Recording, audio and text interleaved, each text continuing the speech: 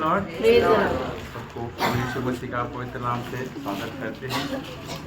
आज पुनरुत्थान का दिन है और हम सब लोग उस महान प्रभु को प्रेम को याद करने के लिए, उसकी स्तुति आराधना करने के लिए हम इकट्ठा हुए। प्रियो, पूरा दुनिया में ऐसा है कि बलिदान है जो हमको बचाया है, यीशु मसीह का मृत्यु, क्योंकि उसका मृत्यु को हटाने के लिए था और हमारा जो रिश्ता जो परमेश्वर से जुदा हुआ था वो रिश्ता वापस बनाने के लिए महान बलिदान था।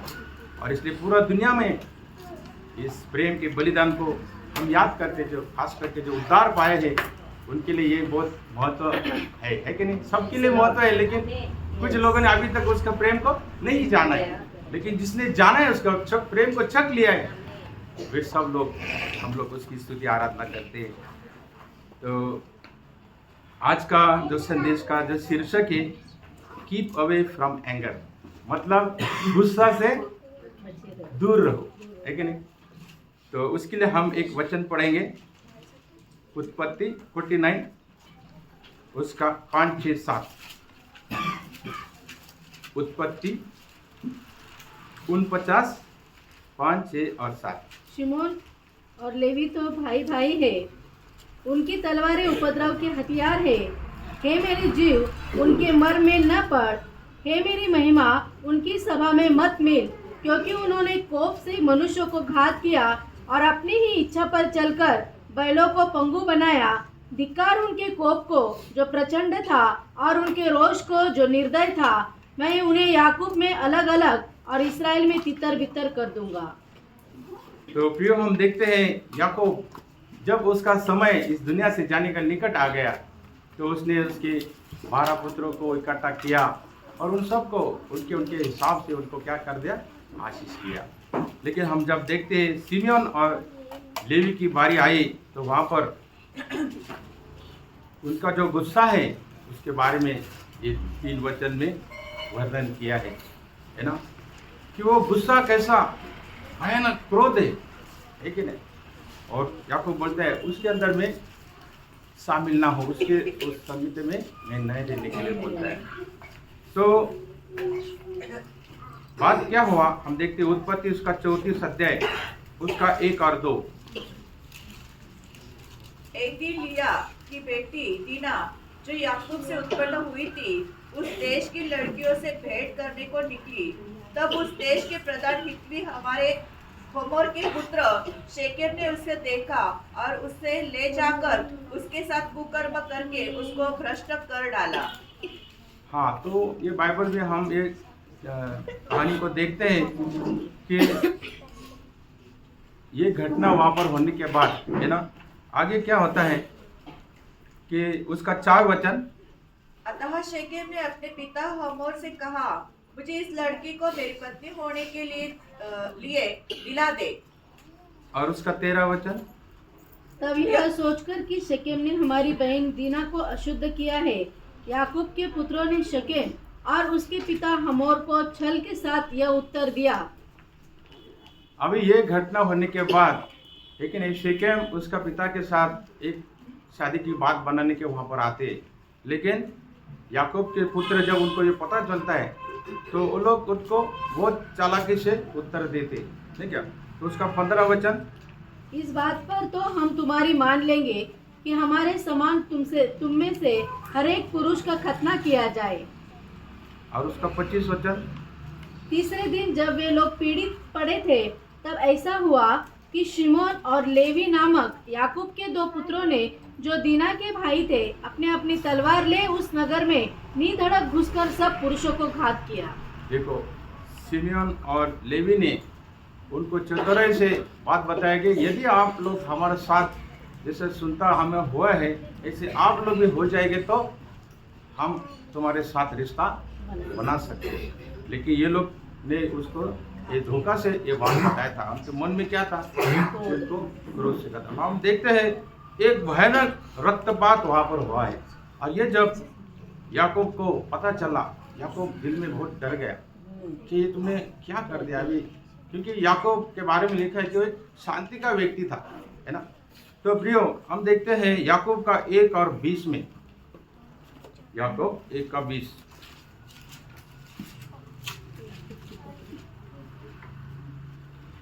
क्योंकि मनुष्य का क्रोध परमेश्वर के धर्म का निर्वाह नहीं कर सकता, इसलिए सारी मलिनता और बैर भाव की बढ़ती को दूर करके। तो प्रियो, यहाँ पर बहुत महत्व की बात याकूब लिखता है कि मनुष्य का क्रोध कभी भी परमेश्वर की धार्मिकता को निभा नहीं सकता है। क्रोध एक बहुत भयानक चीज है ना। वो बोलते हैं ना, थोड़ा समय के लिए वो मेहमान है, लेकिन उसको कभी भी रुकने देने का नहीं। अगर जितना समय आप उसको रुकने के लिए देंगे तो वो हमारे लिए बहुत खतरनाक बात बन सकती है। तो बाइबल कहता है कि क्रोध एक ऐसा एक चीज है कि जिसके द्वारा कभी भी परमेश्वर की धार्मिकता पूरा नहीं हो सकती। हम बाइबल में उदाहरण देखते हैं, पहले शमूएल का 18 अध्याय उसका 6 वचन में, कि जब दाऊद उस पलिश्ती को मारकर लौट रहा था और वे सब लोग भी आ रहे थे, तब सब इस्राएली नगरों से स्त्रियों, डफ और तिनकों ने बजाने लिए हुए आनंद के साथ गाती और नाचती हुई शाऊल को राजा के स्वागत में निकली। और वे स्त्रियां नाचती हुई एक दूसरे के साथ यह गाती गई, शाऊल ने तो हजारों को परंतु दाऊद ने लाखों को मारा है। देखो, यहाँ पर दाऊद ने एक बड़ा कार्य किया तो सब लोगों को आनंद होना मांगता था, लेकिन यहाँ पर हम देखते शाऊल क्रोधित हुआ। हाँ, शाऊल मतलब दाऊद ने एक अच्छा काम किया, लेकिन शाऊल को यह बात मन में उसके खटक गई है क्या।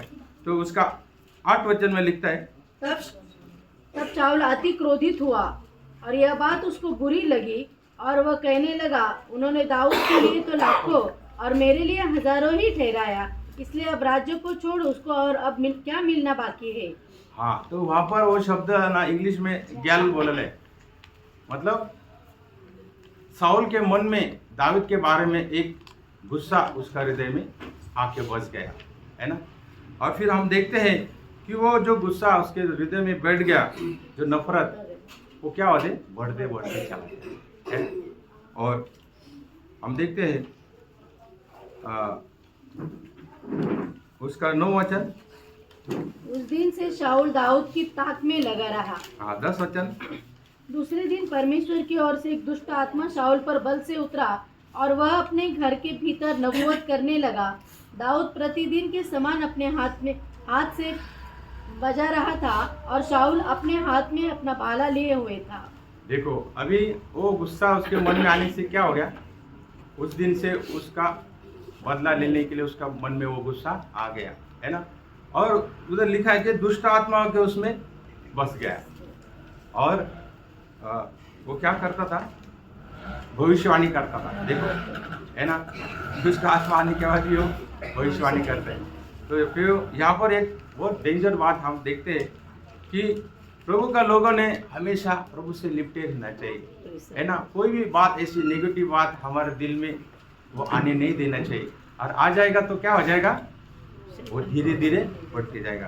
तो शाऊल के बारे में हम देखते हैं कि वो जो नफरत था उसके हृदय में वो बढ़ते बढ़ते गया।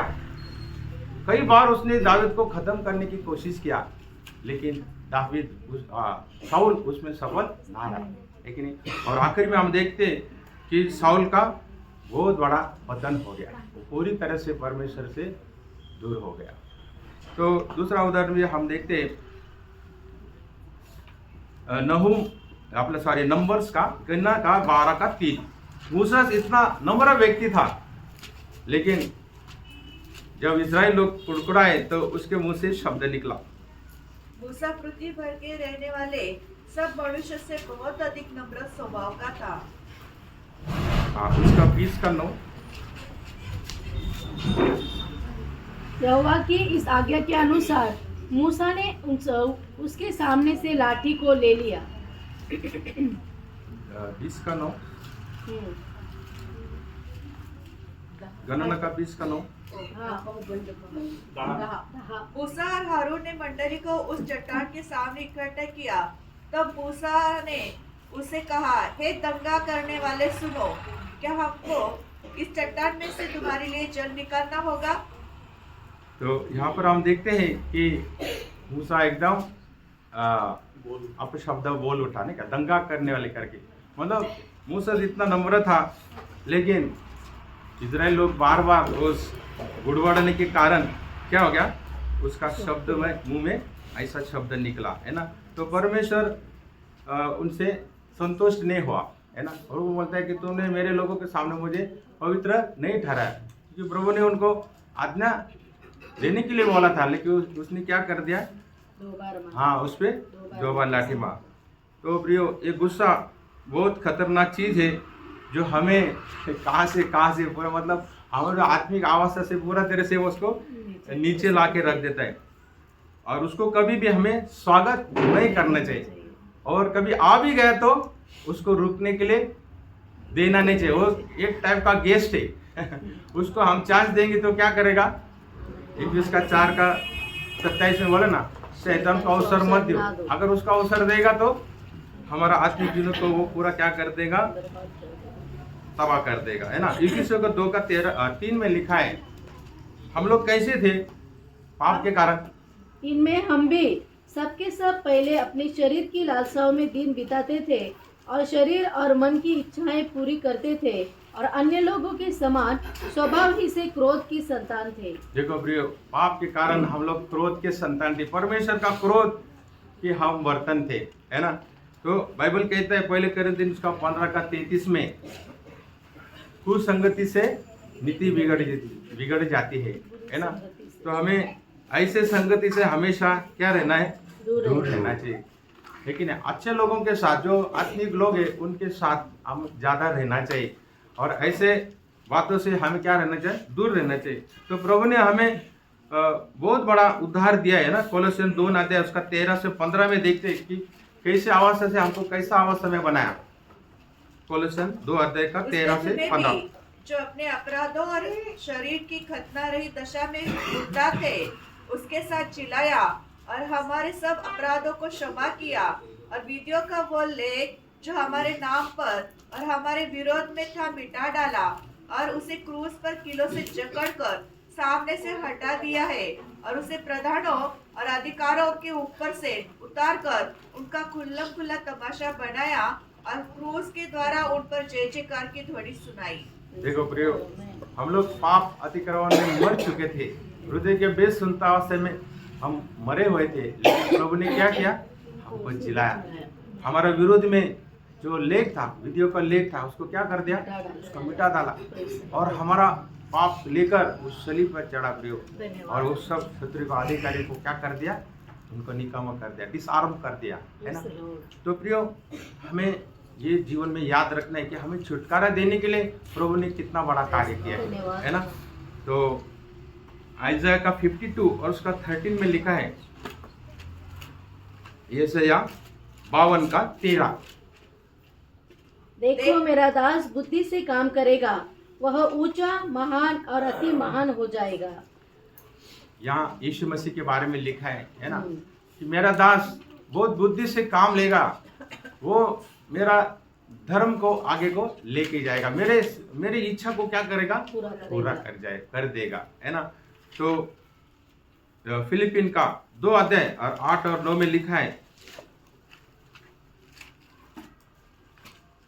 और मनुष्य के रूप में प्रकट होकर अपने आप को दीन किया, और यहाँ तक आज्ञाकारी रहा कि मृत्यु क्रूस की मृत्यु भी सह ली। इस कारण परमेश्वर ने उसको अति महान भी किया, और उसको वह नाम दिया जो सब नामों में श्रेष्ठ है। देखो, है ना, मेरा दास बहुत बुद्धि से काम करेगा, मतलब मेरा दास जो कार्य करेगा, उस कार्य के वजह से मैं उसको क्या करूंगा, अति उच्च स्थान में उसको ले जाएगा। यहाँ पर भी ये वचन इसको साथ देता है कि प्रभु ने उसको ऐसा नाम दिया, पिता ने, जो सब नाम से श्रेष्ठ नाम, प्रभु यीशु, है ना, सबसे श्रेष्ठ नाम। क्यों? उसने परमेश्वर का पूरी तरह से आज्ञा को पालन किया, पूरी तरह से उसने खुद को रिक्त किया, एक मनुष्य का शरीर धारण करते, एक दास का रूप धारण करते, और मृत्यु तक, इतना श्रापित मृत्यु को भी यीशु मसीह ने एकदम शांति से उसको सह लिया, है ना। तो आइज़ाया 52:14 में लिखा है, इसका परिणाम क्या हुआ, जैसे बहुत से लोग उसे देखकर चकित हुए, क्योंकि उसका रूप यहाँ तक बिगड़ा हुआ था कि मनुष्य का सा न जान पड़ता था और उसकी सुंदरता भी आदमी की सी नहीं रह गई थी। ये वचन कहता है परमेश्वर का पिता का इच्छा को उसने पूरा किया, उसका परिणाम क्या हुआ? उसका चेहरा इतना विद्रूप हुआ कि वो एक इंसान का चेहरा करके पहचान नहीं सकते थे। क्या हम सोच सकते यीशु मसीह का चेहरा कितना विद्रूप होगा? ये वचन में लिखा है, ये वचन में लिखा है तो ऐसा ही, इसमें कोई बढ़कर भी नहीं कमी भी नहीं। मतलब इतना बुरी तरह से प्रभु यीशु मसीह को उस सूली पर सताया गया। भजन संहिता 22 उसका 12 में लिखा है, 22 का 12। बहुत से सांडों ने मुझे घेर लिया है, बाशान के बलवंत सांड मेरे चारों ओर मुझे घेरे हुए हैं। और उसके 13 वचन में लिखा है, वे मतलब हाँ, फाड़ने और गरजने वाले सिंह के समान मुझ पर अपना मुंह पसारे हुए हैं। देखो प्रभु यीशु मसीह क्रूस पर टांगा हुआ है, 3 किलो पर, पूरा शरीर फाड़ा हुआ है, पूरा जख्म से खून बह रहा है।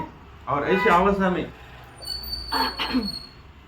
ये सब जंगली सांड उसको घेरे हुए, सिंह के जैसे उसके ऊपर गर्जना कर रहे हैं। और उसका 14 वचन, मैं जल के समान बह गया और मेरी सब हड्डियों के जोड़ उखड़ गए, मेरा हृदय मोम हो गया, वह मेरी देह के भीतर पिघल गया। देखो उसका हृदय पानी जैसा हो गया, उसके जोड़ जो है सब जोड़ से अलग हो गया है।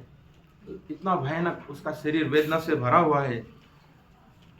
और उसका 15 वचन, मेरा बल टूट गया, मैं ठिकरा हो गया, मेरी जीभ मेरे तालू से चिपक गई और तू मुझे मारकर मिट्टी में मिला देता है। जब एक व्यक्ति बहुत क्लेश में गहरे में डूब जाता है ना, उसका मुंह पूरा सूख जाता है ना, ये जुबान क्या हो जाता है? ऊपर चिपक जाता है।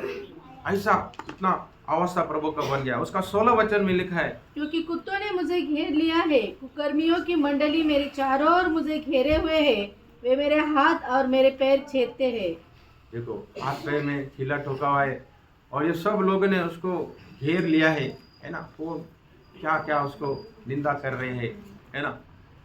और 20 वचन में, मेरे प्राण को तलवार से बचा, मेरे प्राण को कुत्ते के पंजे से बचा ले। और उसके 21 वचन, मुझे सिंह के मुंह से बचा, हाँ जंगली सांडों के सिंहों में से तूने मुझे बचा लिया है। हाँ भाइयों, इतना रोग उस खलीफ पर, इतना दुख हमारे लिए सहा, है ना। फिर यशायाह 53 का 1 में लिखा है, यशायाह 53, जो समाचार हमें दिया गया उसका किसने विश्वास किया और यहोवा का भुजबल किस पर प्रकट हुआ।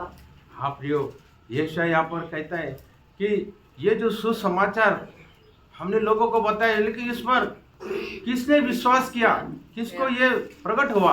प्रियो, आज भी सलीब का प्रेम यहाँ पर वचन के द्वारा बताया जाता है, लेकिन ये किसी को समझा है क्या? क्या अभी ऐसा कोई इधर बैठा है जिसको ये संदेश नहीं सुना है? ये बहुत गहरा प्रेम का संदेश है प्रियो, क्या ये समझा है क्या? ये जो यहाँ पर पूछता है हमारा संदेश को कौन विश्वास किया, किस पर परमेश्वर का ये वचन प्रकट हो गया। प्रियो, ये वचन सुनते वक्त उसका प्रेम हमारे हृदय में जागृत होना चाहिए, क्योंकि प्रभु ने हमारे लिए इतना गहरा दुख हमारे लिए सहा, इतना बड़ा जुदाई उसने हमारे लिए सहा, ताकि हमारा रिश्ता परमेश्वर से बन जाए। उसका 2 वचन, क्योंकि वह उनके सामने अंगूर के समान और ऐसी जड़ के समान होगा जो निर्जल भूमि में फूट निकले। उसकी न तो कुछ सुंदरता थी कि हम उसको देखते, और न उसका रूप ही हमें ऐसा दिखाई पड़ा कि हम उसको चाहते। देखो प्रियो, एक सूखे भूमि में एक अंकुर के जैसा और निकला, है कि नहीं, लेकिन उसने हमारे लिए कितना दर्द सहा करके यहाँ पर बताता है। उसका 3 वचन, वह तुच्छ जाना चाहता और मनुष्यों का त्यागा हुआ था। वो दुखी पुरुष था, रोग से उसकी जान पहचान थी और लोग उसे मुंह फेर लेते थे। वो तुच्छ जाना गया और हमने उसका मूल्य न जाना। देखो प्रियो, वो कौन है? सारा सृजनहार का परमेश्वर है, वो सबको बनाने वाला है, वो आदि अंत है। लेकिन यहाँ पर आने के बाद मनुष्य ने उसको त्याग दिया, उसको स्वीकार नहीं किया, उसको विरोध किया। मेरा एक छोटा सा अनुभव सुसमाचार में मैं बोलना चाहता हूँ। एक बार एकलारा में ऐसा मीटिंग होती थी सोमवार के दिन में, तो मैं सवेरे से घर से निकलता था और एक एक बिल्डिंग में जाता था, सुसमाचार बोलता था। एक घर में मैं गया, ऐसा दोपहर का टाइम था, तो एकदम ऊपर तीसरा माले में गया तो एक जवान आदमी मतलब 30-35 उम्र होगा, तो टेबल पे बैठ के वो कुछ कर रहा था। तो दरवाज़ा खुला ही था, तो मैं उसको विश किया, बोला आपके लिए। बोले क्या बात है? बोले आपके लिए बहुत बड़ा सुसमाचार लाया। बोले क्या है? तो बोला यीशु मसीह ये दुनिया, जैसा मैं यीशु मसीह बोला वो इतना क्रोधित हो गया। बोले भाग, बोले इधर से निकल जा। मैंने और एक बार उसको बहुत नंबर होके रिक्वेस्ट, बोला सर बहुत 2 मिनट में के दीजिए। वो इतना गुस्सा हो गया, बोले तू जाता कि नहीं? मतलब मैं और एक बार अपील करता ना तो शायद वो खड़ा रह के मुझे बहुत पिटाई करता। तो फिर मैंने देखा कि अभी ये सुनने का इच्छा भी नहीं, तो वहाँ से मैं मुड़ गया और नीचे जाने लगा। तो उस वक्त है ना पवित्र आत्मा मेरे को ये बताया, मेरे को बहुत दुख लगा नहीं क्या, क्योंकि मैं उसके लिए इतना खुशी का संदेश लेके आया, नर्क से बचने का संदेश लेके आया। अभी वो नहीं जानता मेरे पास क्या संदेश है, लेकिन जैसा यीशु मसीह का नाम लिया तो उसने मेरा एकदम विरोध किया। तब तो पवित्र आत्मा को उस स्टेप्स में उतरते वक्त तुरंत पवित्र आत्मा मेरे को ये बात बताया कि देख अभी गुड न्यूज़ तू बताने गया, लेकिन वो व्यक्ति ने तुझे कैसा फटकार दिया, तुझे कैसा लगा? तो आप सोचो कि मैं सर्वशक्तिमान परमेश्वर है, इंसान को बचाने के लिए आया, मैं कितना नम्र हुआ। मैं उनको बताता हूँ, मैं उनके सामने रोया कि तुम्हारे लिए मैं आया हूँ, मेरे में विश्वास करो, नहीं करेंगे तुम मर जाओगे, है ना। तो उस वक्त मेरे को पवित्र आत्मा का बहुत बड़ा सांत्वन मिला। प्रियो, प्रभु यीशु ने जब उसको रिजेक्ट किया गया, करा गया, तो उसके हृदय में कितना मनुष्य के लिए दुख हुआ रहेगा। लेकिन ये सब कुछ प्रभु ने हमारे प्रेम के खातिर सहन किया करके बाइबल कहता है। उसका 4 वचन, निश्चय उसने हमारे रोगों को सह लिया और हमारे ही दुखों को उठा लिया, तो भी हमने उसे परमेश्वर का मारा कूटा और दुर्दशा में पड़ा हुआ समझा। कभी कभी ना क्या वो चोर लोगों को, गुनाहगार लोगों को बड़ी लगा के लेके जाते, तो हम लोग क्या सोचते, अरे कोई तो भी गलती किया भाई, करके पुलिस आया है कि नहीं। ऐसा लोगों ने, हमने सोचा कि ये परमेश्वर का मारा कोटा है, लेकिन बाइबल कहता है वो निरपराध था, वो हमारे लिए हमारी सजा वो काट रहा था, हमें बचाने के लिए, हमारे गुनाह के लिए वो सजा ले रहा था। देखो कितना अंतर है ना। उसने कुछ भी गलती नहीं किया, लेकिन ऐसा हमने सोचा, लोगों ने सोचा, है कि नहीं।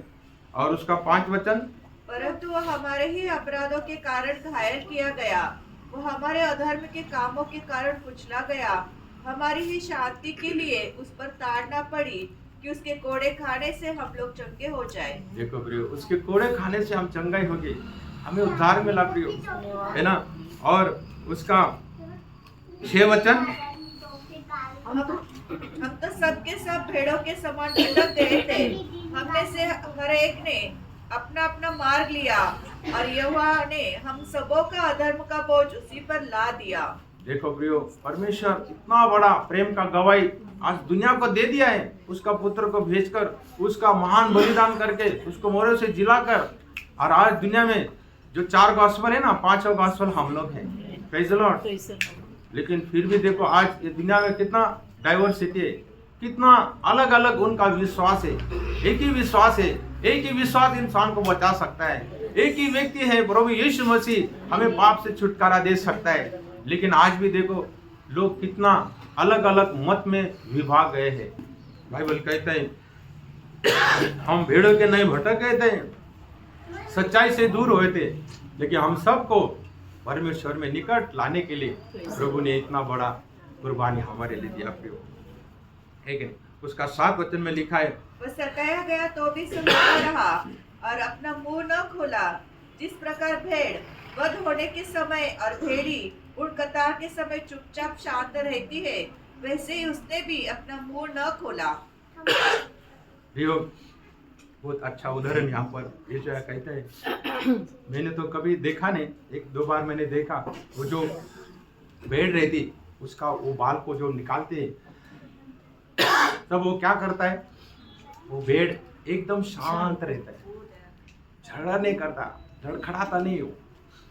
ऐसा यीशु मसीह इतना उसके सतावट में वो थोड़ा भी ऐसा विरोध नहीं किया, थोड़ा भी हरकत नहीं किया। जो भी उसको सतावट हो रहा था वो सब कैसा सा एकदम शांत रहे और अपना मुंह को नहीं खोला, उसके मुंह से एक भी छल की बात नहीं निकली। उसका 9 वचन, उसकी कब्र भी दुष्ट के संग पकड़ी गई और मृत्यु के समय वह धनवान का संगी हुआ।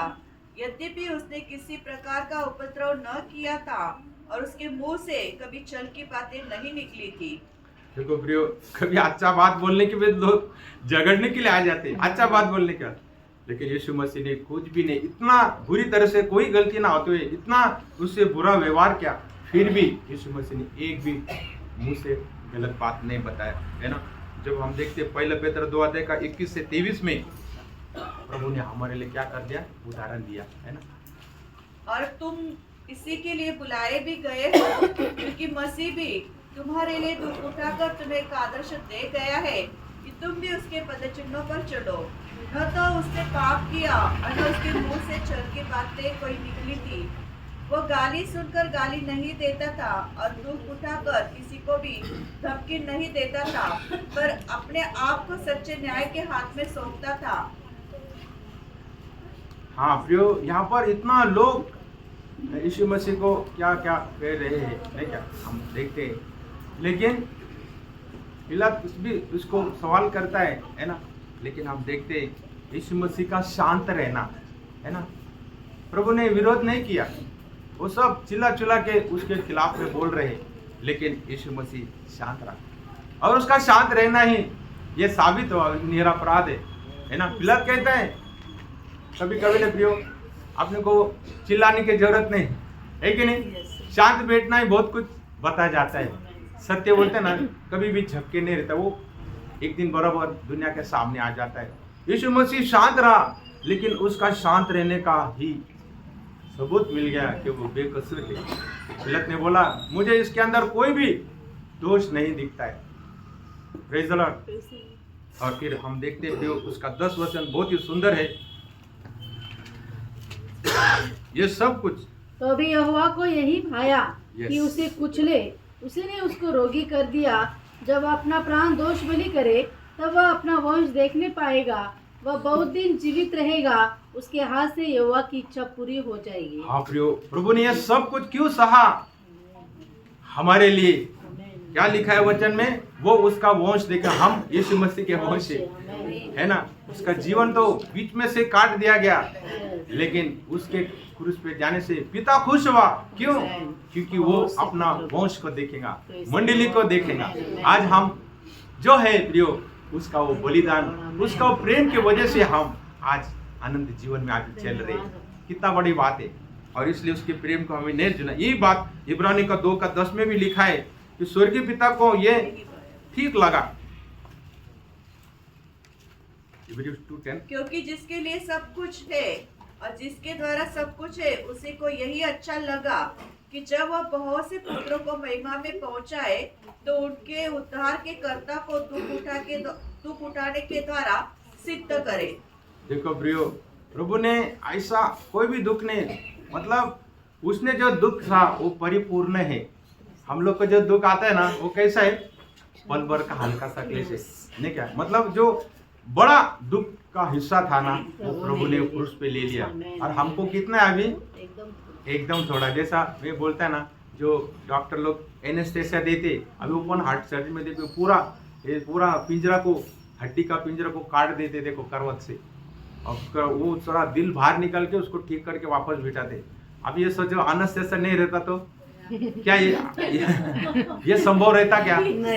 ऐसा ही प्रियो, अभी देखो वो एक्चुअली वो कटर से कट करते, ये तो देखा नहीं लेकिन मैंने सुना है। तो आप सोचो अगर ऐसा बिना ऐसे से तो ये संभव रहता क्या? नहीं।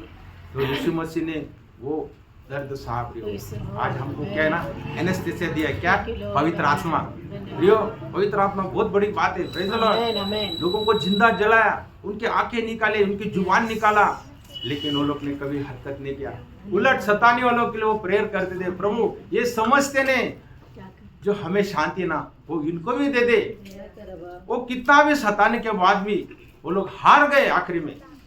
और कितने लोग उनका सताव को देखकर वो लोग भी मसीह में आ गए। तो 2 कोरिन्थियन 8:9 में लिखा है, बहुत सुंदर बात है प्रियो। यस, वो इतना धनवान था। तुम हमारे प्रभु यीशु मसीह का अनुग्रह जानते हो कि वह धनी होकर भी तुम्हारे लिए कंगाल बन गया ताकि उसके कंगाल हो जाने से तुम धनी हो जाओ। देखो प्रियो, कितनी बड़ी बात है। यीशु मसीह इतना पवित्र है, धर्मी है वो, धन्यवाद। लेकिन हमारे लिए उसने उस मृत्यु को सहा ताकि हम लोग जो कंगाल बन गए थे, है ना, परमेश्वर से महिमा से रहित हो गए थे, हमें वो महिमा वापस देने के लिए प्रभु ने कितना गहरा दर्द सहा प्रियो। इसलिए बोला ना, उसका बलिदान व्यर्थ ना हो जाए। यहाँ पर बेटा हुआ आज जो वाणी सुन रहे प्रियो, उद्धार नहीं पाया तो आज उसको पाके ही जाना चाहिए प्रियो। आज का खुशी का दिन यही बन जाए, जो उद्धार नहीं पाए इस कमरे में और बाहर भी जो करेंगे, है कि नहीं। परमेश्वर चाहता है कि वो लोग उद्धार हो जाए। परमेश्वर ने इतना बड़ा कार्य किया, उसका अनुभव उनको भी हो जाए, और जो ऑलरेडी प्रभु में है उनका प्रेम मसीह की ओर का और भी गहरा बन जाए। ये प्रभु आज के दिन चाहते हैं, है ना। तो उसका प्रेम प्रियो आज भी बुला रहा है, हमको बचाने के लिए बुला रहा है ना। रोमन का 10:21 में लिखा है प्रियो, उसका प्रेम सूली से आज भी पुकार रहा है, बहुत प्रेम से पुकार रहा है। क्या पुकारता है? मैं सारा दिन अपने हाथ एक आज्ञा न मानने वाली और विवाद करने वाली प्रजा की ओर पसारे रहा। देखो प्रियो, परमेश्वर कहता है मेरे लोगों के सामने मैं हाथ पसार रहा, मेरे पास आओ, मेरे पास आओ, मैं तुम्हारा परमेश्वर हूं, मैंने तुमको छुड़ाया, मैं तुम्हारी भलाई करता हूं। लेकिन लोगों ने उसकी बात को नहीं माना। आज भी प्रियो उसका प्रेम बुलाता है। इंग्लिश में एक बहुत सुंदर गाना है, Come and dine, the master calleth, come and dine. You may feast at the Lord's table all the time. बहुत सुंदर गाना है, अभी मिलेगा तो सुन लेना उसको। बोलता है वो प्रभु बुला रहा है, मास्टर बुला रहा है, आओ मेरे मेजबानी में और खाओ, और तुम प्रभु के मेज में हमेशा रुके हो जाएंगे। प्रियो, प्रभु आज उसके उस पवित्र भोज के लिए बुला रहा है, उसके वचन को सुनने के लिए, उसके वचन को ग्रहण करने के लिए, उसके प्रेम को अनुभव करने के लिए उसके मेज में बुला रहा है। कितने लोग उसकी वाणी सुनते हैं प्रियो, ये कितना धन्यवाद है। और भजन संहिता 2:12 में लिखा है, इस सफर में हम पुत्र को क्या करें? चुम लो। Praise the Lord. जुडास ने चुम्बन दिया, लेकिन चुम्बन का कोई फायदा नहीं। रास्ते में ना गुरु बोल के वो क्या करता है? प्रभु को पकड़ा देता है। प्रियो, इस सफर में बाइबल कहता है भजन संहिता 2:12, पुत्र को चूमो, ऐसा न हो कि वह क्रोध करे और तुम मार्ग ही में नष्ट हो जाओ। हाँ प्रियो, उसका क्रोध कभी भी ये मतलब बहक सकता है, उसका क्रोध आ सकता है, लेकिन वो ना होने के लिए उस पुत्र को, प्रभु यीशु मसीह को हमें चूमना है, उससे गले लगाना है, उसके प्रेम को अपनाना है प्रियो। क्योंकि यशायाह का 55 और 6 में लिखा है, हाँ, जब तक वो निकट है परमेश्वर को खोज करो। ऐसा वह मिल सकता है, तब तक उसकी खोज में रहो। जब तक वह निकट है तब तक उसे पुकारो। हाँ प्रियो, अभी प्रभु निकट है, वो आपको मिल सकता है। बाइबल कहता है जब निकट है ना। बारतुलमै ने देखा प्रभु निकट है, उसने जोर से चिल्लाया और प्रभु से आके प्राप्त किए। लोग चिल्ला के उसको चुप कर रहे थे, लेकिन उसने वो मौका का गोल्डन चांस को उसने क्या कर दिया, उसका लाभ उठाया। प्रियो, रोमन्स का 10:6-13 में जब से पढ़ेंगे प्रियो, वहां पर क्या लिखा है? ये उद्धार किधर है? परंतु जो धार्मिकता विश्वास से है वह यो कहती है, तू अपने मन में यह न कहना कि स्वर्ग पर कौन चढ़ेगा, अर्थात मसीह को उतार लाने के लिए, या अधोलोक में कौन उतरेगा, अर्थात मसीह को मरे हुओं में से जिलाकर ऊपर लाने के लिए। परंतु वह क्या कहते हैं, यह कि वचन तेरे निकट है, तेरे मुंह में और तेरे मन में है। यह वही विश्वास का वचन है जो हम प्रचार करते हैं कि यदि तू अपने मुंह से यीशु को प्रभु जानकर अंगीकार करे और अपने मन से विश्वास करे कि परमेश्वर ने उसे मरे हुए से जिलाया, तो तू निश्चय उद्धार पाएगा। क्योंकि धार्मिकता के लिए मन से विश्वास किया जाता है और उद्धार के लिए मुंह से अंगीकार किया जाता है। क्योंकि पवित्र शास्त्र ये कहता है, जो कोई उस पर विश्वास करेगा वह लज्जित न होगा। यहूदियों और यूनानियों में कुछ भेद नहीं, इसलिए कि वह सबका प्रभु है और अपने सब नाम लेने वालों के लिए उद्धार है। क्योंकि जो कोई प्रभु का नाम लेगा वह उद्धार पाएगा। देखो प्रियो, वो वचन कोई दूर स्वर्ग में नहीं या 7 समुद्र बाहर नहीं, एकदम तुम्हारा जुबान में बोलो, हृदय में विश्वास करो, बोलो तो उद्धार मिल जाएगा। प्रियो, कितना महान बात है। उसका 14 वचन, फिर जिस पर उन्होंने विश्वास नहीं किया, वे उसका नाम कैसे ले? और जिसके विषय सुना नहीं उस पर कैसे विश्वास करे? और प्रचार बिना कैसे सुने? और उसका 15 वचन, और यदि भेजे न जाए तो कैसे प्रचार करे? जैसा लिखा है, उनके पाँव क्या ही सुहाने हैं जो अच्छी बातें का सुसमाचार सुनाते हैं। अभी देखो प्रियो, वो व्यक्ति जो मेरे को भगा दिया, अगर उधर पाएंगे तो अच्छी बात है, अगर नहीं पाए तो उस दिन उसको कितना दुख लगेगा। अरे ये भाई मेरे को इतना रिक्वेस्ट करके ये स्वर के बात बदलने आया था, लेकिन मैंने उसको, है कि नहीं, पछताएगा कि नहीं? तो प्रियो, बाइबल कहता है वो जो सुसमाचार लाते हैं उनके पाँव कितने सुहाने हैं। ये धरती को बहुत ठंडा लगता है प्रियो, जो पवित्र लोग उस पर चलते हैं। तो प्रियो, इस वाणी को हम अपनाएं, है ना। रोमन 10:16 में लिखा है, परंतु सबने उस समाचार पर कान न लगाया। यशायाह कहता है, हे प्रभु, किसने हमारे समाचार पर विश्वास किया है? आपस यहाँ पर ऐसा पूछता है, प्रभु किसने हमारे संदेश को विश्वास किया? बहुत लोगों ने इसके ऊपर विश्वास नहीं किया। यूहन्ना का सुसमाचार 1:10 में लिखा है, वो उसके लोगों के बीच में आया, लेकिन उसके लोगों ने उस पर विश्वास नहीं किया। फिर भी जिसने किया वे परमेश्वर के संतान बन गए। तो प्रियो, कौन परमेश्वर, इतना महान परमेश्वर का क्रोध के सामने कौन खड़ा रह सकता है? यदि भी परमेश्वर ने उसका पुत्र को नहीं छोड़ा प्रियो, तो इस सुसमाचार को ना मानने वाले की क्या हालत हो जाएगी, हमें सोचना चाहिए, है कि नहीं। मत्ती का 24:21 में लिखा है, ऐसी पीढ़ियां रह गई कि संसार में कभी आया नहीं और भविष्य में कभी भी आएगी भी नहीं, है ना। रेवलेशन 16 अध्याय में वहाँ पर 5, 6 और 7 में वहाँ पर वो देवदूत कहता है कैसा वो दिन रहेगा। यस, तो मैंने पानी के स्वर्गदूत को यह कहते सुना, हे पवित्र जो है और जो था, तू न्यायी है और तूने यह न्याय किया, क्योंकि उन्होंने पवित्र लोगों और भविष्यवक्ताओं का लहू बहाया था और तूने उन्हें लहू पिलाया, क्योंकि वे इसी योग्य है। फिर मैंने वेदी से यह शब्द सुना, हाँ, हे सर्वशक्तिमान प्रभु परमेश्वर, तेरे निर्णय ठीक और सच्चे हैं। देखो, ये ना पानी का दूत है जो हमको पानी देता है ना, क्या प्रभु का बहुत बड़ा उधर कई प्रकार के देवदूत है, हर एक को एक काम दिया है। तो ये पानी का दूत है, वो क्या बोलता है, प्रभु तू न्यायी है, धर्मी है। देखो ये लोगों ने क्या किया, पवित्र लोग जो सुसमाचार बोलते उनका क्या किया, लहू बहाया।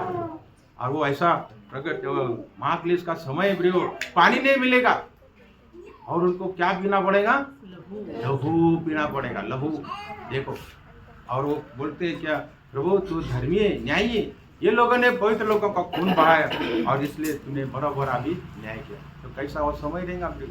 फिर हम देखते हैं रेवलेशन 6:4 में संसद। फिर एक और घोड़ा निकला जो लाल रंग का था। उसके सवार को यह अधिकार दिया गया कि वे पृथ्वी पर से मैल उठा ले, ताकि लोग एक दूसरे का वध करें, और उसके एक बड़ी तलवार दी गई। देखो प्रियो, शांति, दुनिया से शांति निकल गई, कोई भी थोड़ा भी शांति नहीं। कैसा अवसर रहेगा प्रियो। और इसलिए प्रियो, रोमन 8:1 में लिखा है, सो अब जो मसीह में उस पर दंड की आज्ञा नहीं है, क्योंकि शरीर से नहीं आत्मा से चलते हैं। प्रियो, प्रभु ने हमें बहुत बड़ा प्रेम करके हमें बहुत बड़ा छुटकारा दिया है। उस छुटकारा में हम हमेशा बना रहना चाहिए, उस छुटकारे से कभी भी हम दूर नहीं होना चाहिए। इजराइल ने इस प्रेम को नहीं स्वीकारा प्रियो, है कि नहीं, और इसके लिए उनको बहुत बड़ा दुख उठाना पड़ा।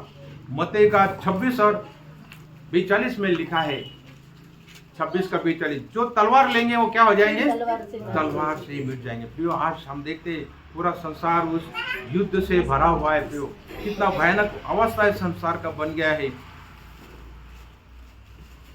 मत्ती का 12 और 30 में लिखा है प्रियो, बहुत इंपॉर्टेंट वचन है प्रियो ये, मत्ती का 12:30, जो मेरे साथ नहीं वो मेरे विरोध में है, और जो मेरे साथ नहीं बटोरता वो बिखरता है। हाँ प्रियो, बहुत महत्व का वचन है। प्रभु यीशु मसीह कहता है, जो कोई मेरे साथ इकट्ठा नहीं हो जाता है वो बिखर जाता है। प्रियो, परमेश्वर इस दुनिया में आकर उसके लोगों के बीच में आया, उसके लोगों के लिए आया, लेकिन इजराइल ने उनके पर विश्वास नहीं किया। और इसलिए हम देखते प्रियो इजराइल लोग क्या हो गया, पूरा दुनिया में तितर बितर हो गए, है ना। उनके बच्चे लोगों को, जवान लोगों को क्रूस पे चढ़ाया, तलवार से मारा, पूरा यरूशलेम खून से भर गया। उनका मंदिर को भी क्या कर दिया प्रियो, जला दिया, तहस महस कर दिया। और इजराइल लोग करीबन 2000 साल पूरा संसार में क्या हो गए, बिखर गए। तो प्रियो ये संदेश हमको क्या बताता है, इजराइल लोगों ने क्या बाराबस को मांगा, है ना। उसको कोड़े लगाए पिलात ने और बोला देखो अब मैं इसको छोड़ देता हूँ, नहीं उसको क्रूस पे चढ़ाना है।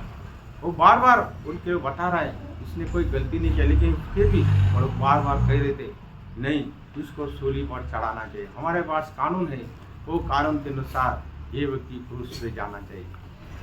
और वो लोग ने जब पिलात ने बोला इसके बारे में मैं बहुत बेकसूर है, तुम जाओ उसके बारे में जानो, और अपने हाथ धो लिया, तब ये लोगों ने बोला, इस्राएल लोगों ने बोला कि उसका लहू हमारे सिर पे, हमारे बाल बच्चे पे आ जाए।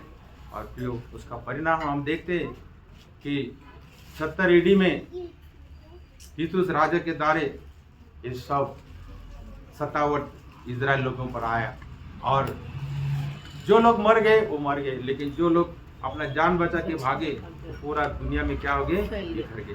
तो प्रियो इस संदेश का सारांश ये चाहिए कि क्रोध है कि नहीं, परमेश्वर हमको प्रेम करता है, लेकिन अगर हम उस प्रेम को नहीं समझेंगे, उस क्रोध के भागीदारी हो जाएंगे, तो एक दिन क्या हो जाएंगे, हम भी करने जाएंगे, बिखर जाएंगे, है कि नहीं।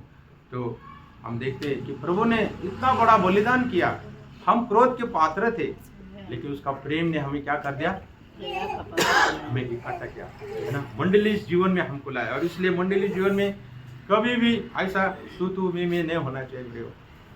जैसा वो नोआ का जहाज में कोई भी प्राणी, वो जंगली हो साधारण, कोई भी झगड़ा नहीं किया, है कि नहीं। शेर भी क्या खा रहा था, घास खा रहा था, है कि नहीं। तो ऐसा प्रियो मंडली जीवन में हम आने के बाद हमें कभी भी, है ना, वो कार्य नहीं करना चाहिए जो परमेश्वर के हृदय को ठेस पहुंचेगा। आज दुनिया में हम देखते ये दुनिया दिन प्रतिदिन नफरत और क्रूरता से भरती जा रही है, लेकिन ऐसी अवस्था में प्रभु ने हमको उस सब बातों से बचाया प्रियो, और उसका प्रेम हमको दिया है, और इसलिए उस प्रेम से हम जड़े रहें, नहीं क्या, और उस प्रेम में हम चलें, और उस प्रेम में रहते हुए हम परमेश्वर की सेवा करें। तो आइए इस पवित्र मेष में हम शामिल हो जाएं, एक अच्छा मन के साथ, पूरा दिल के साथ।